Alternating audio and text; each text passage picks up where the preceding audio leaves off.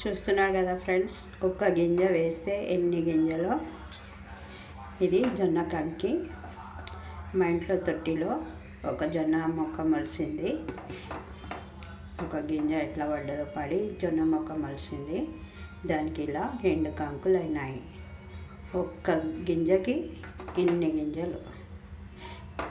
చూస్తున్నారు కదా ఎంత బాగా వచ్చినాయో కంకులు. వీటిని మనము తీసి పెంక మీద వేయించుకొని తింటే చాలా బాగుంటాయి.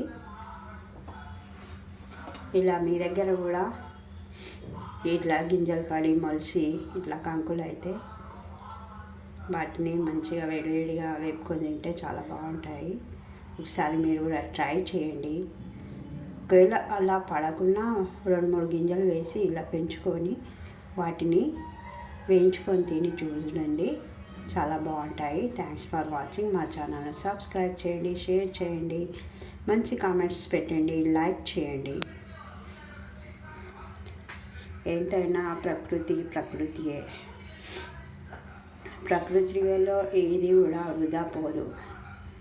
మనము ప్రకృతికి ఎంత ఇచ్చినా దానికి 2 అంతులు 3 అంతులు 10 అంతులు మనకు ఎక్కువగానే ఇస్తుంది. కాబట్టి అందరూ ప్రకృతిని ప్రేమించండి, చెట్లు నాటండి, చెట్లు పెంచండి. ఏ చెట్లైనా పర్లేదు, కూరగాయలైనా పూలైనా, ఇలా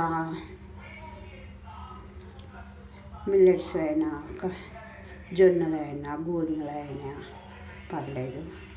ఒకటైంది కాదు, పెంచుకుంటే అదో తృప్తిగా ఉంటుంది. చూస్తున్నారు కదా.